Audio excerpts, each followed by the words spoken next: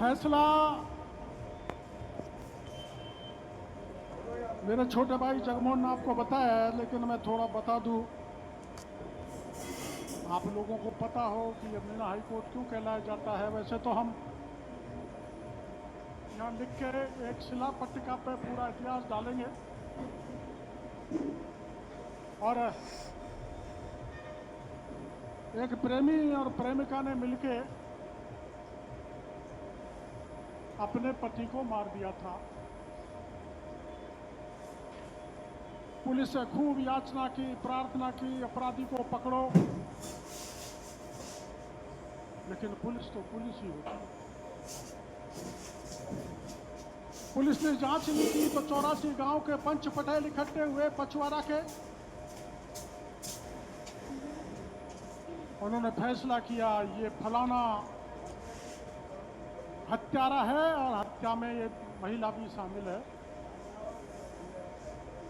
उसका विवरण नहीं करना चाहता, लोकतंत्र में, कानून में वो अलाउ नहीं है। अंधा फैसला था, अंधा, लेकिन फैसला पंचों का था। जब पंचायत हुई तो पता कर लिया किसने मारा है। जिसने मारा उसका पूरा शरीर काला करके गधे के ऊपर बैठा दिया, गधा भी काला कर दिया। और जो शामिल थी उसको गधे की नथेल पकड़ा दी, ले जा तू।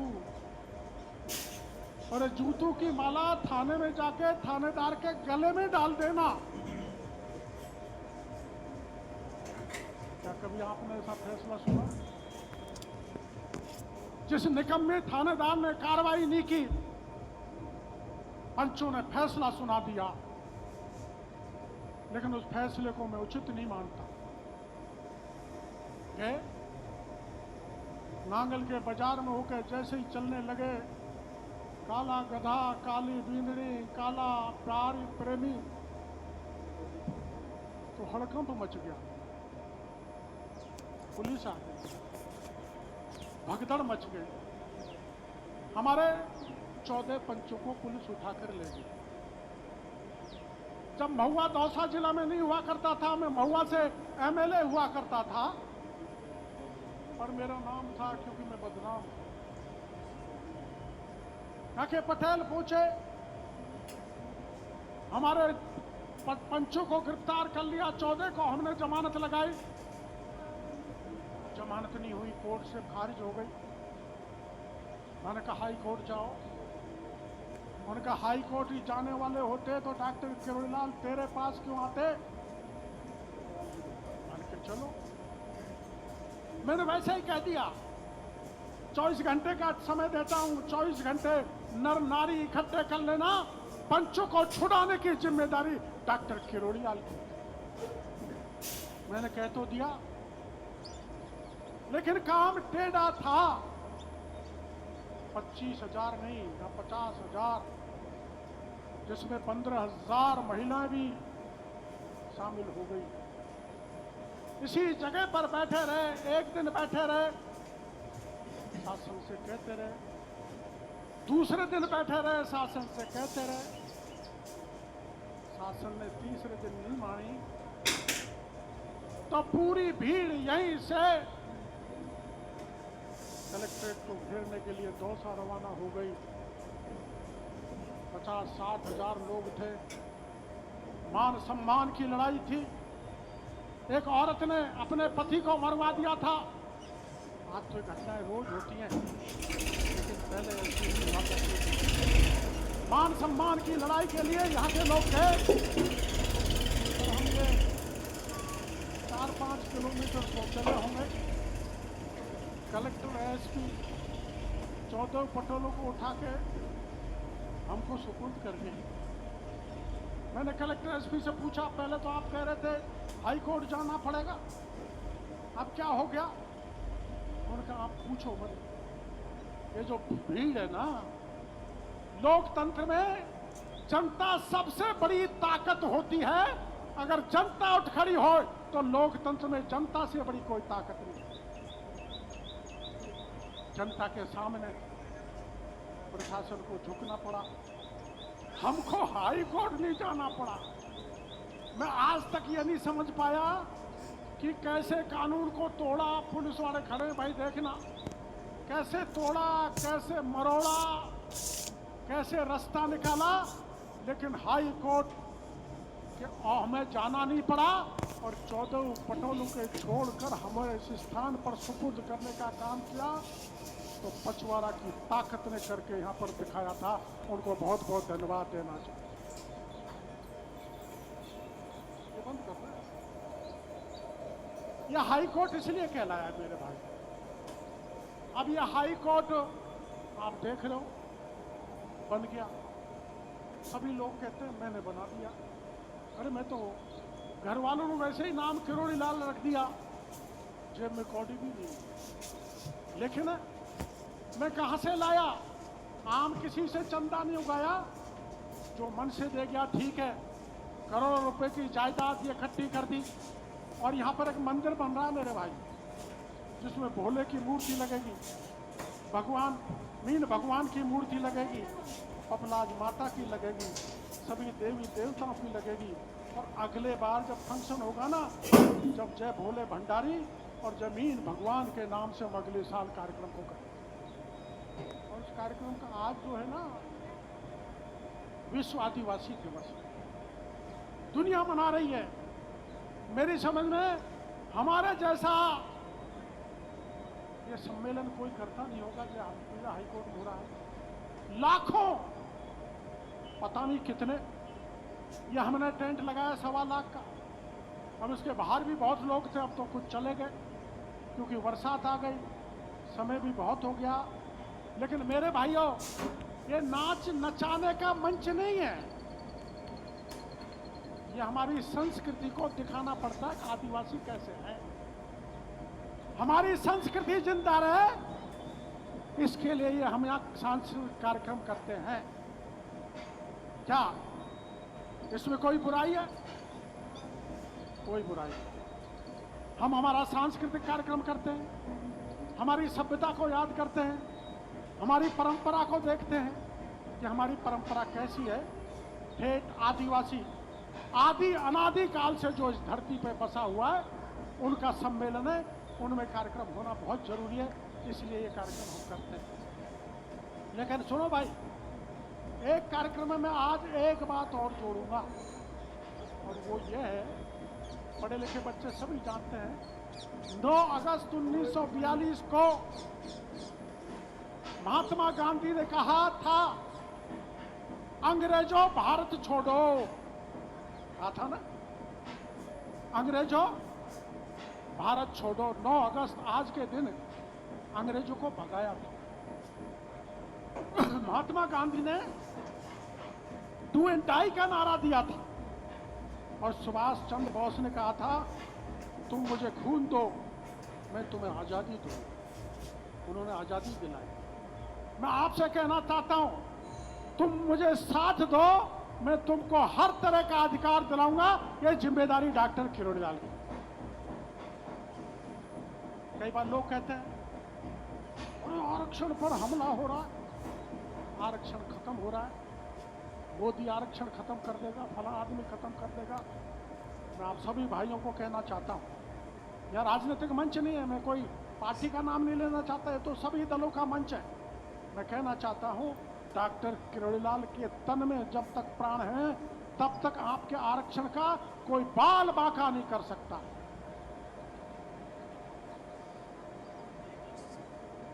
आपको पता, आरक्षण का जब आंदोलन हुआ था, 20 साल के बच्चे होंगे, उनको पता नहीं है बाबा ने क्या किया था। मैं छोटा सा राजनीति में आया था, लोग भाई कहते थे, बड़ा हुआ बेटा कहते थे, बड़ा हुआ भाई, थोड़ा बड़ा हुआ काका कहने लग गया, अब सारे बाल सफेद हो गए तो बाबा कहने लगे। अब मैं जगत बाबा हूं।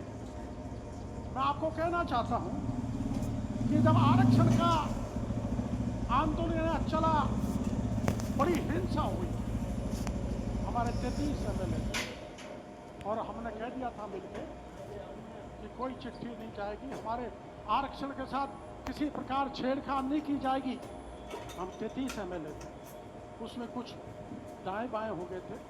मेरे साथ एक एमएलए रहा था, और जब लगा कि आरक्षण पे आंच आने वाली है, चिट्ठी जाने वाली है, तो मैं आपको भरोसा देना चाहता हूं, उस समय की मेरी सरकार को मैंने चुनौती देके कहा था कि अगर चिट्ठी भेज दी तो डॉक्टर किरोड़ीलाल मंत्री पद के ठोकर मार देगा, इस्तीफा दे देगा। मैंने इस्तीफा दे दिया।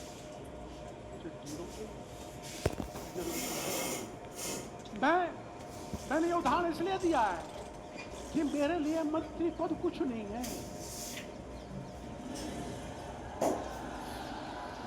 मेरे लिए मंत्री पद में कभी भी छोड़ दूं,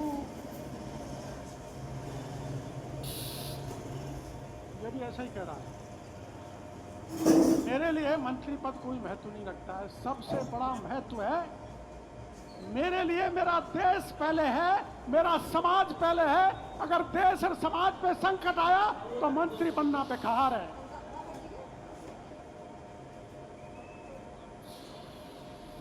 अब आपने देखा होगा मैं कृषि मंत्री हूं।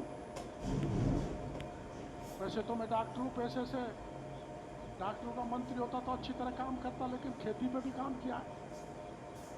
नकली खाद पकड़ा है, नकली बीज पकड़ा है, नकली दवा पकड़ी है।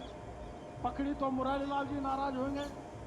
हमारे गोविंद डोटासरा, अशोक गहलोत पायलट कहने लगे क्या मंत्री भी छापे मारते हैं? गजब हो गया। तो क्या मंत्री एयर कंडीशन कमरों में सोने के लिए है? डॉक्टर किरोड़ीलाल के तन में जब तक प्राण है, एक एक जवान और एक एक किसान के अधिकारों की रक्षा करना डॉक्टर किरोड़ीलाल की जिम्मेदारी। कर दिया, मैंने इस्तीफा डाल दिया। ओ, मैंने छापे मार। अब छापे के बाद एक मेरा मिलने वाला पकड़ा गया, कबाड़ा कर दिया, कर देते तो मैंने ही पकड़ा दिया। मेरे को पता लगा कबाड़ा कर रहा, पैसे इकट्ठे कर रहा, मैंने पकड़ा दिया। और देने वाला भी पकड़ा गया, लेने वाला भी पकड़ा गया। अब डोटासरा हमारे प्रतिपक्ष के लोग कहते हैं डॉक्टर किरोड़ीलाल जिम्मेदार है। अरे डोटासरा जी, आपने तो पिछले 5 साल में राजस्थान को लूट खाया, बच्चों को बेच खाया। आप जैसा लुटेरा कोई नहीं। मेरे पर आरोप लगाते हो। मैं समाज के बीच में, भरे समाज के बीच में कह सकता हूं डॉक्टर किरोड़ीलाल तनिक भी आपके जीवन को कलंकित नहीं होने देगा। भ्रष्टाचार से कोसों दूर रहता, कोसों ही दूर रहता नहीं। भ्रष्टाचार के खिलाफ लड़ाई लड़ता हूं। कब से लड़ता हूं? जब से एमएलए बना। एमएलए 80 में लड़ा, मैं 16 वोट से हरा दिया। नया था, जानता नहीं था कैसे चुनाव लड़ते हैं, गिनती में ही नहीं गया तो काउंटिंग में गड़बड़ कर दी, 16 वोट से हार गया।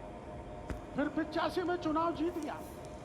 राजस्थान में कांग्रेस का राज था मेरे पास। मैं एमएलए बन गया विपक्ष का। विपक्ष की कौन सुनता है?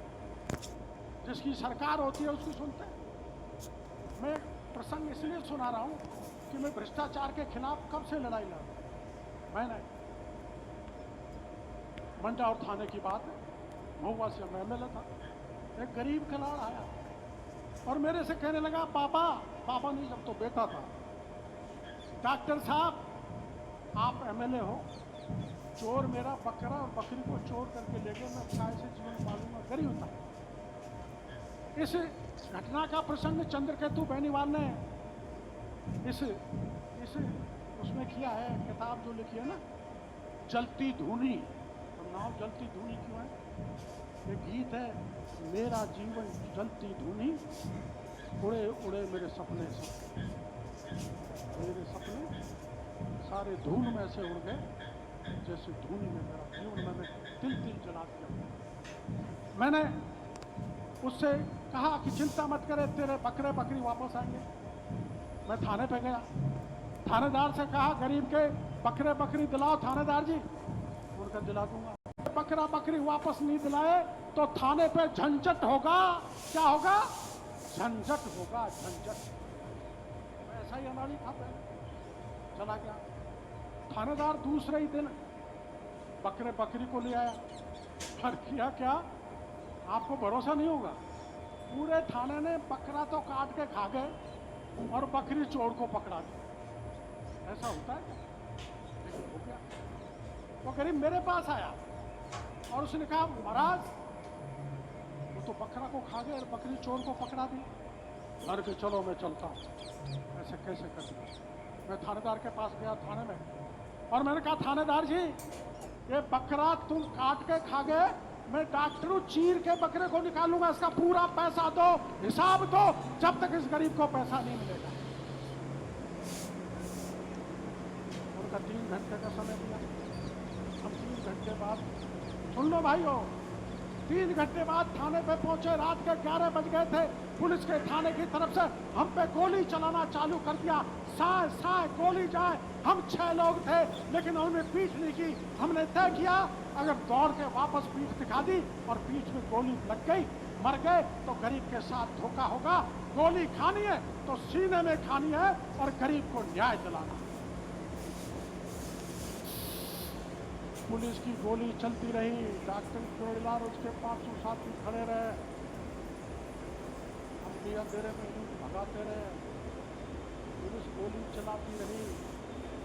पुलिस की गोली खत्म हो गई, हमारी खत्म हुई। पुलिस थाने को छोड़ के भाग गई। गोली मेरे पे चली थी, कान की बगल से निकली थी। 86 में ही मर जाता, लेकिन भगवान ने आशीर्वाद किया है गरीब दीन जनता की सेवा जब तक ईश्वर ने सांस दिया तब तक कर।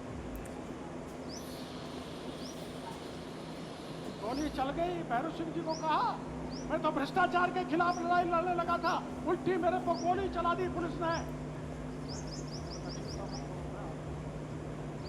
हमारे 32 एमएलए थे, 26 एमएलए बस में भर के आए। पूरे एमएलए ने थाने पर धरना दे दिया। होली का दिन था, होली भी नहीं मनाई और जब तक उस गरीब के पैसे वापस नहीं मिल गए, थाना सस्पेंड नहीं हो गया, कलेक्टर एसपी सवाई माधोपुर के लाइन हाजिर नहीं हो गए, तब तक हमने थाने को नहीं छोड़ा। उस गरीब को न्याय दिलाकर ही हमने। इसलिए यहाँ जितना भी गरीब बैठा है सब बड़े तो चला गया था। कई लोग कहते हैं आज के नए तो जिनको पता नहीं है डॉक्टर चोरीलाल ने क्या किया, ये हाईकोर्ट बन गया ना। मैं कुछ बनाने वाला नहीं, ईश्वर बनाता है, भगवान ने बना दिया। और जब रिजर्वेशन पर आँच आई तो किसने बचाया? किसने बचाया? आप किसने बचाया? और आगे आएगी तो कौन बचाएगा? और आमागढ़ पे कौन चढ़ा? आमागढ़ पे सांप घोर रहे, ये कांटे घेरे, मैंने परवाह नहीं की। बरसात, 1 अगस्त का दिन था।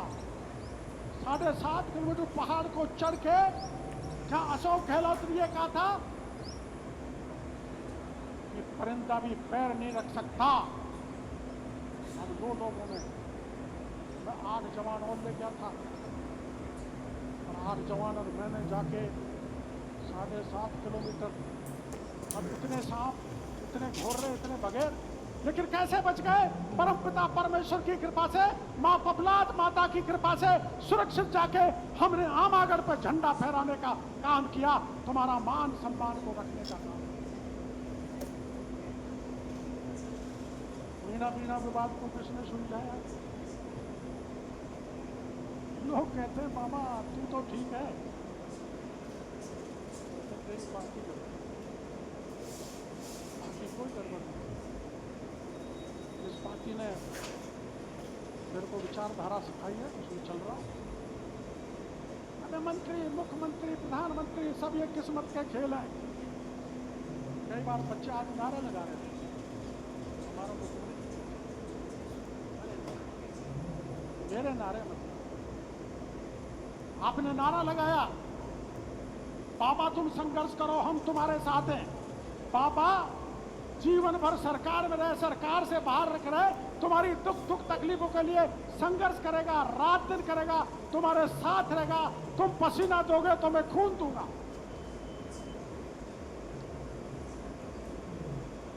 राजस्थान के लाल